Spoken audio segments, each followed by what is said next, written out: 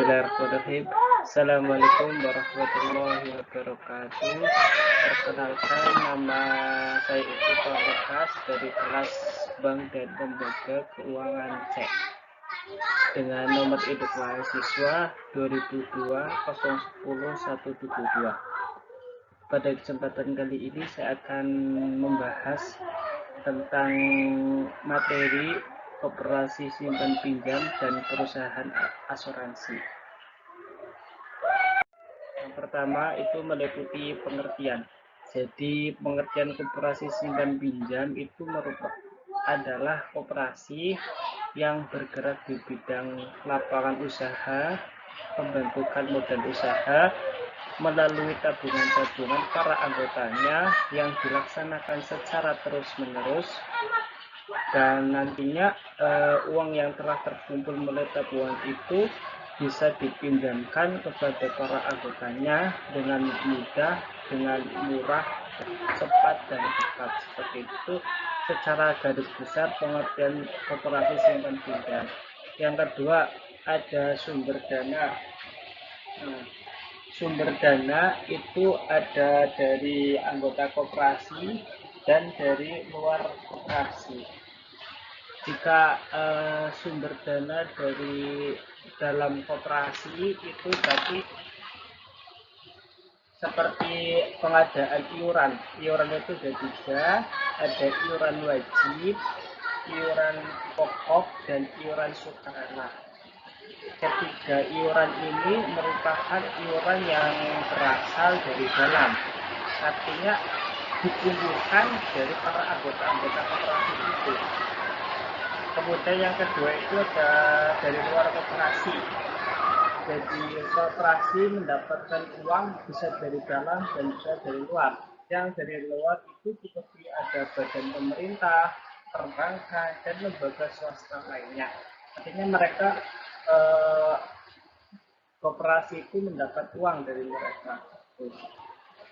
Sumber dana. Kemudian yang ketiga itu keuntungan koperasi adalah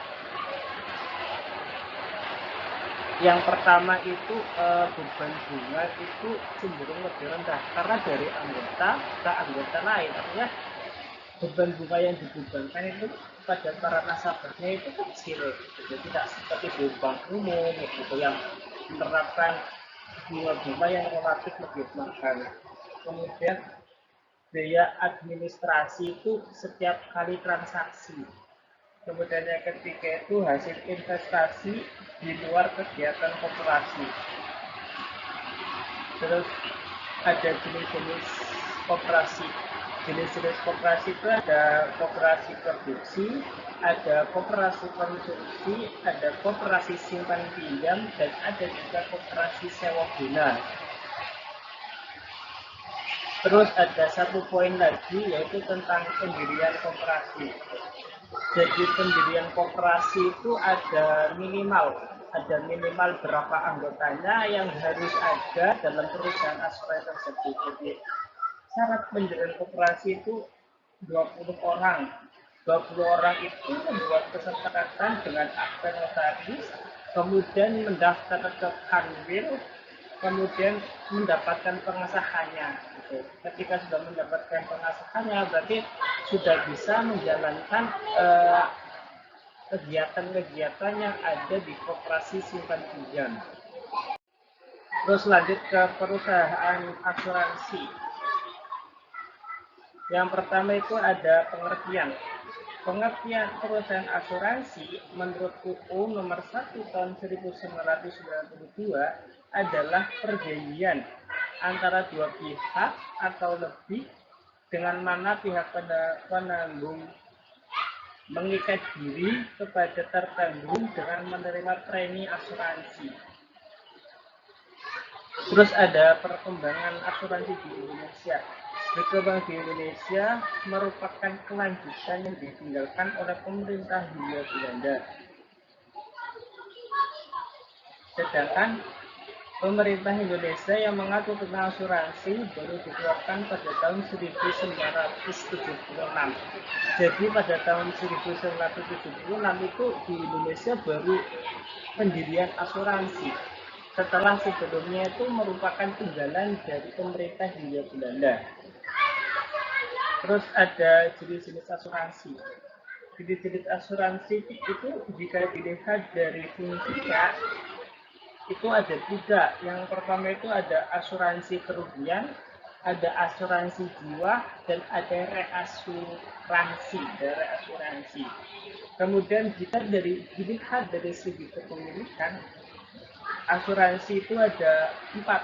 Yang pertama itu ada milik pemerintah. Arti dari milik pemerintah itu sahamnya 100% itu milik pemerintah. Tidak ada campuran asing, tidak ada campuran perusahaan swasta, dan tidak ada yang lain. Itu murni 100% dari saham pemerintah.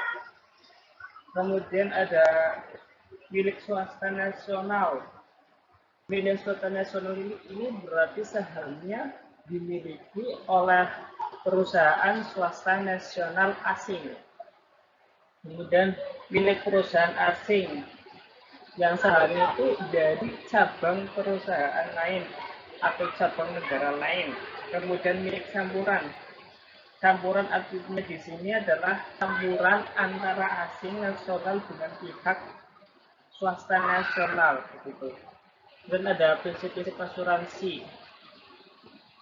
Prinsip-prinsip asuransi antara lain adalah yang pertama ada insurable interest, ada utmost good faith, ada indemnity, ada prompt cause, dan subrogation, dan ada contribution. Kemudian ada keuntungan asuransi. Keuntungan asuransi bagi perusahaan asuransi yang pertama jelas memperoleh keuntungan. Yang kedua itu hasil penyertaan modal. Yang ketiga hasil buah dari investasi di surat berharga. Kemudian yang selanjutnya itu adalah premi atau premi yang diberikan dari nasabah. Gitu.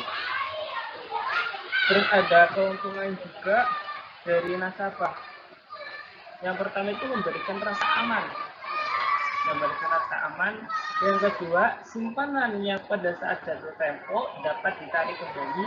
Yang ketiga, terhindar dari resiko kerugian.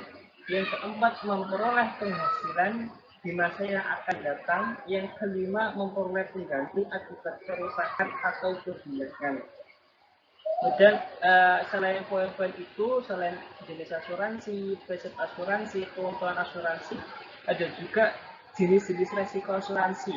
Jadi asuransi yang beresiko itu apa saja? Jenis-jenisnya, jenis-jenis resiko. Yang pertama itu resiko murni, bahwa tidak ada kepastian terjadi sesuatu kerugian atau dengan hanya ada peluang merugi. Spekulatif. Yang kedua, peluang untuk mengalami kerugian atau keuntungan atau memperoleh keuntungan. Yang ketiga, resiko individu, resiko pribadi, harta, dan juga tanggung jawab. Mungkin itu yang bisa saya paparkan pada mapping yang saya buat. Semoga bisa bermanfaat. Assalamualaikum warahmatullahi wabarakatuh.